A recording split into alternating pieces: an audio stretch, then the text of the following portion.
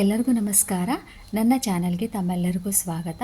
ಇವತ್ತು ನಾನು ಜೋಳದ ಹಿಟ್ಟಿನಿಂದ ರೊಟ್ಟಿ ಮಾಡುವ ವಿಧಾನನ ತೋರಿಸ್ತಾ ಇದ್ದೀನಿ. ಬನ್ನಿ ಹೇಗೆ ಮಾಡೋದು ಅಂತ ನೋಡೋಣ. ಇಲ್ಲಿ ನಾನು 3 ಕಪ್ ಆಗುವಷ್ಟು ಜೋಳದ ಹಿಟ್ಟನ್ನು ತಗೊಂಡಿದ್ದೀನಿ. ಹಾಗೆಯೇ ಅದಕ್ಕೆ 3 ಕಪ್ ಆಗುವಷ್ಟು ಬಿಸಿ ನೀರನ್ನ ಸೇರಿಸ್ತಾ ಇದ್ದೀನಿ.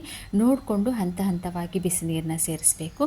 ಬಿಸಿ ನೀರು ಸೇರಿಸಾದ್ಮೇಲೆ 1 ಸ್ಪೂನ್ ಅಂದರೆ ಕಡಚಿ ಅಂತ ಅಂತಾರಲ್ಲ, ಅದರಿಂದ ಚೆನ್ನಾಗಿ ಮಿಕ್ಸ್ ಮಾಡ್ಕೋಬೇಕು. ನಮಗಿನ್ನೂ ಸ್ವಲ್ಪ ನೀರು ಬೇಕು ಅಂತ ಅನಿಸಿದರೆ ಇನ್ನೂ ಸ್ವಲ್ಪ ಹಾಕ್ಕೊಂಡು ನೀಟಾಗಿ ಎಲ್ಲ ಕಡೆನ ಹೊಂದ್ಕೊಳ್ಳೋ ಹಾಗೆ ಅದನ್ನು ಮಿಕ್ಸ್ ಮಾಡ್ತಾ ಹೋಗಬೇಕು.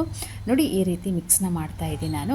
ಸೊ ಚೆನ್ನಾಗಿ ಎಲ್ಲ ಮಿಕ್ಸ್ ಆಗಿದ ಮೇಲೆ ಮುಚ್ಚಳ ಮುಚ್ಚಿ 15 ನಿಮಿಷ ಅದನ್ನು ಹಾಗೆ ಬಿಡಬೇಕು. ಸೊ ಅದನ್ನೆಲ್ಲ ನೀರೆಲ್ಲ ಚೆನ್ನಾಗಿ ಹೀರ್ಕೊಳ್ಳಿ ಅಂತ 15 ನಿಮಿಷ ಮುಚ್ಚಳ ಮುಚ್ಚಿ ಸೈಡ್ಗೆ ಇಡಬೇಕು. 15 ನಿಮಿಷ ಆದ ನಂತರ ನಾನು ತೆಗಿತಾ ಇದ್ದೀನಿ. ಇವಾಗ ನಾನು ಹಿಟ್ಟನ್ನ ಕಲಿಸ್ಕೊಳ್ಳಿಕ್ಕೆ ಅರ್ಧ ಭಾಗದಷ್ಟು ಮಾತ್ರ ನಾನು ಹಿಟ್ಟನ್ನ ತೊಗೊತಾ ಇದ್ದೀನಿ. ಇನ್ನೂ ಅರ್ಧ ಭಾಗ ಹಾಗೆ ಸೈಡ್ಗೆ ಮುಚ್ಚಳ ಮುಚ್ಚಿ ಎತ್ತಿಟ್ಬಿಡ್ತೀನಿ. ಸೊ ಇವಾಗ ಅರ್ಧ ಭಾಗದಷ್ಟು ನಾನು ಏನು ತೊಗೊಂಡಿದ್ದೀನಲ್ಲ ಅದನ್ನು ಚೆನ್ನಾಗಿ ಮಿಕ್ಸ್ ಮಾಡ್ಕೊತಾ ಇದ್ದೀನಿ. ಇದಕ್ಕೆ ನೀರದು ನಾನು ಏನೂ ಸೇರಿಸೋದಿಲ್ಲ, ಹಾಗೇ ಮಿಕ್ಸ್ ಮಾಡ್ಕೊಂಡ್ರೆ ತನ್ನಷ್ಟಕ್ಕೆ ತಾನೇ ಅದು ಗಟ್ಟಿ ಹಾಕ್ಕೊತ ಹೋಗುತ್ತೆ. ನೋಡಿ, ಈ ರೀತಿ ನಾನು ಮಿಕ್ಸ್ ಮಾಡ್ತಾ ಇದ್ದೀನಿ. ಬಿಸಿಯಾಗಿರುತ್ತೆ, ಸ್ವಲ್ಪ ನೋಡಿಕೊಂಡು ನಿಧಾನಕ್ಕೆ ಮಿಕ್ಸ್ ಮಾಡಿಕೊಡ್ರಿ. ಈ ರೀತಿ ಮಿಕ್ಸ್ ಮಾಡ್ಕೊಂಡು ಆದಮೇಲೆ ಇದನ್ನು ಚೆನ್ನಾಗಿ ಕೈಯಿಂದನೇ ಈ ರೀತಿ ನಾವು ನಾದ್ಕೋಬೇಕಾಗುತ್ತೆ. ಸುಮಾರು ಒಂದು 2ರಿಂದ 3 ನಿಮಿಷ ಈ ರೀತಿ ನಾದ್ಕೊಂಡ್ರೆ ಅದು ಹಿಟ್ಟೇನಿರುತ್ತಲ್ಲ ತುಂಬ ಜಿಗಿಯಾಗಿ ಬರುತ್ತೆ. ಆಮೇಲೆ ನಾವು ರೊಟ್ಟಿ ಮಾಡುವಾಗ ಅದನ್ನು ಹರಿಯೋದಿಲ್ಲ, ಅಂದರೆ ಸೈಡ್ ಏನು ಸೀಳುತ್ತಲ್ಲ ಅದು ಸೀಳನ್ನು ಬರೋಂಗಿಲ್ಲ. ನೀವು ನೋಡ್ತಾ ಇರ್ಬೋದು ಯಾವ ರೀತಿ ನಾನು ನಾದ್ಕೊತಾ ಇದ್ದೀನಿ ಅಂತ. ನೀವು ಅದೇ ರೀತಿಯಲ್ಲಿ ನಾದ್ಕೋಬೇಕಾಗತ್ತೆ ಇಲ್ಲಿ. ಸೊ ಇವಾಗಿದು ಆಗಿದೆ. ಈ ರೀತಿ ಒಂದು ರೋಲ್ನ ಮಾಡಿಕೊಂಡು ಸೈಡಿಗೆ ಎತ್ತಿಟ್ಬಿಡೋಣ. ಹಾಗೆಯೇ ಇಲ್ಲಿ ನಾನು ಒಂದು ಪಾತ್ರೆಯಲ್ಲಿ ತಣ್ಣೀರನ್ನ ತೊಗೊಂಡಿದ್ದೀನಿ. ಹಾಗೆಯೇ ಒಂದಿಷ್ಟು ಕಾಟನ್ ಬಟ್ಟೆನ ತೊಗೊಂಡಿದ್ದೀನಿ. ಇವಾಗ ರೊಟ್ಟಿ ಮಾಡಲಿಕ್ಕೆ ನಾನು ಸಣ್ಣದೊಂದು ಉಂಡೆನ ಮಾಡ್ಕೊಂಡು ತೊಗೊಂಡಿದ್ದೀನಿ. ನಾವು ರೊಟ್ಟಿ ದೊಡ್ಡ ಸೈಜ್ ಬೇಕು ಚಿಕ್ಕ ಸೈಜ್ ಬೇಕು ಅನ್ನೋದನ್ನು ನಮ್ಮ ಹೆಂಚು ಎಷ್ಟಿದೆ, ಆಮೇಲೆ ನಮ್ಮ ಬರ್ನರ್ ಫ್ಲೇಮ್ ಎಷ್ಟಿದೆ ಅನ್ನೋದ್ರ ಮೇಲೆ ಡಿಪೆಂಡ್ ಆಗಿರುತ್ತೆ. ನೋಡಿರಿ, ಇವಾಗ ನಾನು ಸಣ್ಣ ಉಂಡೆನ ಮಾಡ್ಕೊಂಡಿದ್ದೀನಿ.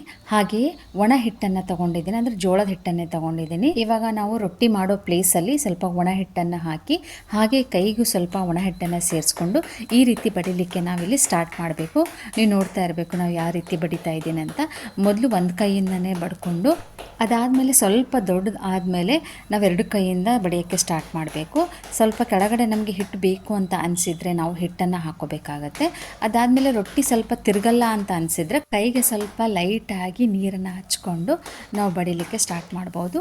ಇದು ಫಸ್ಟ್ ರೊಟ್ಟಿ ಆಗಿರೋದ್ರಿಂದ ಸ್ವಲ್ಪ ತಿರುಗಲಿಕ್ಕೆ ಪ್ರಾಬ್ಲಮ್ ಅಂತ ಅನಿಸ್ಬೋದು. ಆಮೇಲೆ 2ನೇ ರೊಟ್ಟಿಯಿಂದ ನಮಗೇನೂ ಪ್ರಾಬ್ಲಮ್ ಆಗಂಗಿಲ್ಲ. ನೋಡಿ, ರೊಟ್ಟಿನ ಎಷ್ಟು ರೌಂಡ್ ಶೇಪಲ್ಲಿ ಬಂದಿದೆ. ಆಮೇಲೆ ಮಿಡ್ಲಲ್ಲಿ ಸ್ವಲ್ಪ ಮಧ್ಯಭಾಗದಲ್ಲಿ ಸ್ವಲ್ಪ ದಪ್ಪ ಇರುತ್ತಲ್ಲ, ಈ ರೀತಿ ಬಡಿದ್ರೆ ಅದು ನಿಧಾನಕ್ಕೆ ತೆಳ್ಳಗಾಗುವಂಥ ಸಾಧ್ಯತೆನೂ ಇರುತ್ತೆ. ನೋಡಿ, ಇವಾಗ ಆಗಿದೆ. ಈ ಕಡೆ ಹೆಂಚು ಕೂಡ ಬಿಸಿ ಆಗಿದೆ. ಇವಾಗ ನಾನು ಹೇಗೆ ಹಾಕಬೇಕು ಹೆಂಚು ಮೇಲೆ ಅನ್ನೋದನ್ನು ತೋರಿಸ್ತಿದ್ದೀನಿ. ನೋಡಿ, ನೀವು ನೋಡ್ಬೋದು, ಕಡ್ಚಿಯಿಂದ ಸ್ವಲ್ಪ ಸ್ಪೇಸ್ ಮಾಡಿಕೊಂಡು ಈ ಕೈಯಲ್ಲಿ ತಗೊಂಡು ನಾವು ಡೈರೆಕ್ಟಾಗಿ ಹೆಂಚು ಮೇಲೆ ಹಾಕಬೇಕಾಗತ್ತೆ. ಸೊ ಹಾಕಿದ ನಂತರ ಒಂದು 10 ಸೆಕೆಂಡ್ ಬಿಟ್ಟ ಮೇಲೆ ಆ ಒದ್ದೆ ಬಟ್ಟೆಯಿಂದ ಅದ್ರ ಮೇಲೆಲ್ಲ ನೀರನ್ನ ಸವರಬೇಕಾಗತ್ತೆ. ನೀರು ಸವರ ಆದಮೇಲೆ ಒಂದು 10 ಸೆಕೆಂಡ್ ಬಿಟ್ಟು ಅದನ್ನು ನಾವು ರಿವರ್ಸ್ ಮೋಡಲ್ಲಿ ಹಾಕಬೇಕಾಗತ್ತೆ. ನೋಡಿ, ಸೈಡಿಗೆಲ್ಲ ಸ್ವಲ್ಪ ಲೂಸ್ ಮಾಡಿಕೊಂಡು ನಂತರ ನಾವು ಅದನ್ನು ರಿವರ್ಸಲ್ಲಿ ಹಾಕಬೇಕಾಗತ್ತೆ. ರಿವರ್ಸ್ ಹಾಕಿದ ಮೇಲೆ ಮೀಡಿಯಮ್ ಫ್ಲೇಮಲ್ಲಿ ಇಟ್ಕೊಂಡು 1 ನಿಮಿಷದಷ್ಟು ನಾವು ಅದನ್ನು ಬೇಯಿಸಬೇಕಾಗತ್ತೆ. 1 ನಿಮಿಷ ಆದ ನಂತರ ಅದು ತನ್ನಷ್ಟಕ್ಕೆ ತಾನೇ ಬಿಟ್ಕೊಳ್ಳಿಕ್ಕೆ ಸ್ಟಾರ್ಟ್ ಮಾಡುತ್ತೆ. ಅದಾದಮೇಲೆ ನಾವು ಎಲ್ಲ ಎಡ್ಜಸ್ಟ್ನು ರೌಂಡಾಗಿ ಬರ್ತಕ್ಕಂಥ ಎಲ್ಲ ಎಡ್ಜಸ್ಟ್ನು ನಿಧಾನಕ್ಕೆ ಈ ರೀತಿಯಿಂದ ಕೈಯಿಂದ ಪ್ರೆಸ್ ಮಾಡಿ ಅದನ್ನು ಸುಡಬೇಕಾಗತ್ತೆ. ನೋಡಿ, ನಾನು ಯಾವ ರೀತಿ ಸುಡ್ತಾ ಇದ್ದೀನಿ, ಎಲ್ಲ ಎಡ್ಜಸ್ಟ್ನ ಸುಡ್ತಾ ಇದ್ದೀನಿ. ಎಲ್ಲ ಎಡ್ಜ್ನ ಸುಟ್ಟು ಆದಮೇಲೆ ರಿವರ್ಸಲ್ಲಿ ಹಾಕಿ ಮತ್ತು ಒಂದು ಸ್ವಲ್ಪ ಸುಡಬೇಕಾಗತ್ತೆ. ನೋಡಿ, ಈ ರೀತಿ ಕಂಟಿನ್ಯೂವಸ್ ಆಗಿ ಅದು ಟರ್ನ್ ಮಾಡ್ತಾನೆ ಇರಬೇಕಾಗತ್ತೆ. ಅದನ್ನು ಒಂದೇ ಪ್ಲೇಸಲ್ಲೇ ಬಿಟ್ಟರೆ ಅದು ಸೀದು ಹೋಗುವಂತಹ ಚಾನ್ಸಸ್ ತುಂಬಾ ಇರುತ್ತೆ, ಬೇಗ ಬ್ಲ್ಯಾಕ್ ಆಗಿಬಿಡುತ್ತೆ ಅದನ್ನು. ಸೊ ಅದಕ್ಕೋಸ್ಕರ ಈ ರೀತಿ ಕಂಟಿನ್ಯೂವಸ್ ಆಗಿ ಅದನ್ನು ಫ್ಲಿಪ್ ಮಾಡ್ತಾನೆ ಇರಬೇಕಾಗತ್ತೆ. ನೋಡಿ, ಫೈನಲ್ ಆಗಿ ನಮ್ಮ ಒಂದು ರೊಟ್ಟಿ ರೆಡಿ ಆಗಿದೆ. ಇವಾಗ 2ನೇ ರೊಟ್ಟಿ ಕೂಡ ನಾನು ಮಾಡಿ ತೋರಿಸ್ತೀನಿ. ನೀವೇ ಇಲ್ಲಿ ಡಿಫ್ರೆನ್ಸ್ನ ನೋಡ್ಬೋದು. ನೋಡಿ, ಇಲ್ಲಿ ನಾನು ಒಂದು ಉಂಡೆನ ತೊಗೊಂಡಿದ್ದೀನಿ. ಅದೇ ರೀತಿಯಿಂದ ಕೆಳಗಡೆ ಸ್ವಲ್ಪ ಒಣ ಹಿಟ್ಟನ್ನ ಹಾಕ್ಕೊಂಡು ಕೈಗೆ ಸ್ವಲ್ಪ ಒಣ ಹಿಟ್ಟನ್ನ ಹಚ್ಕೊಂಡು ರೊಟ್ಟಿನ ಬಡಿಯೋಕ್ಕೆ ಸ್ಟಾರ್ಟ್ ಮಾಡಿದ್ದೀನಿ. ಸೊ ನೋಡಿ, ಮೊದಲನೇ ಪ್ರಾಸೆಸ್ ಹೆಂಗಿತ್ತು ಅದೇ ಪ್ರಾಸೆಸ್ ಥರ ಮಾಡ್ತಾಯಿದ್ದೀನಿ. ಇಲ್ಲಿ ರೊಟ್ಟಿ ಆರಾಮಾಗಿ ತಿರುಗ್ತಾ ಇದೆ. ಬೇಕಾದಲ್ಲಿ ಮಾತ್ರ ನಾನು ಕೈಗೆ ಒಣ ಹಿಟ್ಟನ್ನ ಹಚ್ಕೊಂಡು ಬಡಿತಾ ಇದ್ದೀನಿ. ಕೈಗೆ ಒಂಚೂರು ಕೂಡ ಹಸಿ ನೀರನ್ನ ಹಚ್ಕೊಂಡಿಲ್ಲ. ನೋಡಿ, ಎಷ್ಟು ಚೆನ್ನಾಗಿ ಸ್ಮೂತಾಗಿ ತಿರುಗ್ತಾ ಇದೆ. ನೋಡಿ, ಫೈನಲ್ ಆಗಿ ಈ ರೌಂಡ್ ಶೇಪಲ್ಲಿ ಬಂದಿದೆ. ಸೊ ಅದೇ ರೀತಿಯಿಂದ ಮಿಡ್ಲ್ ಪಾರ್ಟ್ನ ಸ್ವಲ್ಪ ತೆಳ್ಳಗೆ ಮಾಡಬೇಕಂದ್ರೆ ಈ ರೀತಿ ಬಡ್ಕೊಂಡ್ರೆ ತೆಳ್ಳಗಾಗೋಗುತ್ತೆ. ಇವಾಗ ಇದನ್ನು ಹೆಂಚು ಮೇಲೆ ಹಾಕೋಣ. ಸೊ ಹೆಂಚು ಮೇಲೆ ಹಾಕಲಿಕ್ಕೆ ಆ್ಯಸ್ ಯೂಶ್ವಲ್ ಒಂದು ಕಡ್ಚಿನ ತಗೊಂಡು ಈ ರೀತಿ ಸ್ಪೇಸ್ ಮಾಡಿಕೊಂಡು ಕೈ ಮೇಲೆ ಹಾಕ್ಕೊಂಡು ಹೆಂಚಿನ ಮೇಲೆ ಹಾಕಿಬಿಟ್ರೆ ನೀಟಾಗಿ ನಮ್ಮ ರೊಟ್ಟಿನ ಹೆಂಚಿನ ಮೇಲೆ ಕೂರುತ್ತೆ. 10 ಸೆಕೆಂಡ್ ಆಗಿದ ಮೇಲೆ ಈ ರೀತಿ ಒದ್ದೆ ಬಟ್ಟೆನ ಮಾಡಿಕೊಂಡು ಅದರ ತುಂಬ ನಾವು ಸವರಬೇಕಾಗತ್ತೆ. ಸವರಿದ ಆದಮೇಲೆ ಮತ್ತೆ ಒಂದು 10 ಸೆಕೆಂಡ್ ಬಿಟ್ಟು ಅದನ್ನು ಟರ್ನ್ ಮಾಡಬೇಕಾಗತ್ತೆ. ತಿರುಗಿಸಿ ಹಾಕುವಾಗ ಮೊದಲು ಎಡ್ಜಸ್ಟ್ ಅಂದರೆ ಕೊನೆ ಭಾಗ ಏನಿರುತ್ತಲ್ಲ ಲೈಟಾಗಿ ಲೂಸ್ ಮಾಡಿಕೊಂಡು ಆಮೇಲೆ ನಾವು ಅದನ್ನು ತಿರುಗಿಸಿ ಹಾಕಬೇಕಾಗತ್ತೆ. ನೋಡಿ ಈ ರೀತಿ ಮಾಡ್ತಾ ಇದ್ದೀನಿ. ಅದಾದಮೇಲೆ ಮೀಡಿಯಮ್ ಫ್ಲೇಮಲ್ಲಿಟ್ಟು 1 ನಿಮಿಷ ಅದನ್ನು ಹಾಗೆ ಬೇಯಲಿಕ್ಕೆ ಬಿಡಬೇಕು. ನೋಡಿ 1 ನಿಮಿಷ ಆಗಿದ ನಂತರ ಅದು ತನ್ನಷ್ಟಕ್ಕೆ ತಾನೇ ಹೆಂಚಿಂದ ಬಿಟ್ಕೊಳ್ಳಿಕ್ಕೆ ಸ್ಟಾರ್ಟ್ ಮಾಡುತ್ತೆ. ಅದಾದಮೇಲೆ ನಾವು ಎಲ್ಲ ಎಡ್ಜಸ್ನ ನಿಧಾನಕ್ಕೆ ಜಂಟಲಾಗಿ ಪ್ರೆಸ್ ಮಾಡಿ ಅದನ್ನು ಸುಡಬೇಕಾಗತ್ತೆ. ನೋಡಿ ಈ ರೀತಿ ನಾನು ಸುಡ್ತಾ ಇದ್ದೀನಿ.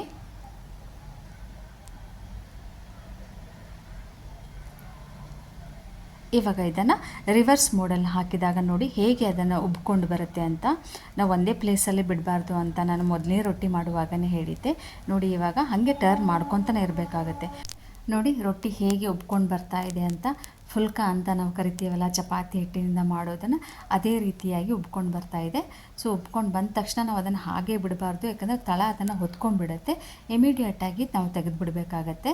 ಈ ರೀತಿ ಉಬ್ಬಿರೋ ರೊಟ್ಟಿನ ನಾವು ಸ್ಪೂನಿಂದನೇ ತೆಗಿಬೇಕಾಗತ್ತೆ, ಕೈಯಿಂದನೇ ತೆಗಿಯೋಕ್ಕೆ ಹೋಗಬೇಡ್ರಿ. ಕೈಯಿಂದ ತೆಗೆಯುವಾಗ ಅದು ಸಡನ್ನಾಗಿ ಸೀಳ್ಕೊಂಡ್ಬಿಟ್ರೆ ಅದರ ಹೊಗೆ ಎಲ್ಲ ಕೈಗೆ ಹತ್ಕೊಂಡ್ಬಿಡುತ್ತೆ. ಸೊ ಹೀಗಾಗಿ ಸ್ಪೂನಿಂದನೇ ತೆಗೀರಿ. ನೋಡಿ ನಾನು 3 ಬಟ್ಟಲಿನ ಹಿಟ್ಟಿನಿಂದ ನಾನು 16 ರೊಟ್ಟಿನ ಮಾಡಿದ್ದೀನಿ. ಇದು ಸೈಜ್ ಮೇಲೆ ಡಿಪೆಂಡ್ ಆಗುತ್ತೆ, ದೊಡ್ಡ ಸೈಜು ಚಿಕ್ಕ ಸೈಜ್ ಮೇಲೆ ಹೋಗುತ್ತೆ. ಹಾಗೆ ನಾನಿಲ್ಲಿ 2 ಕಡಕ್ ರೊಟ್ಟಿ ಕೂಡ ಮಾಡ್ಕೊಂಡಿದ್ದೀನಿ. ಇದು ಬರೀ ಹಾಗೆ ತಿನ್ನಲಿಕ್ಕೆ ತುಂಬಾ ರುಚಿಯಾಗಿರುತ್ತೆ. ಫ್ರೆಂಡ್ಸ್, ಈ ವಿಡಿಯೋ ನಿಮಗೆ ಇಷ್ಟ ಆಗಿದ್ದರೆ ಪ್ಲೀಸ್ ಲೈಕ್ ಮಾಡಿ, ಶೇರ್ ಮಾಡಿ, ಹಾಗೆ ನನ್ನ ಚಾನಲ್ನ ಸಬ್ಸ್ಕ್ರೈಬ್ ಮಾಡ್ಕೊಳ್ಳಿ. Thank you.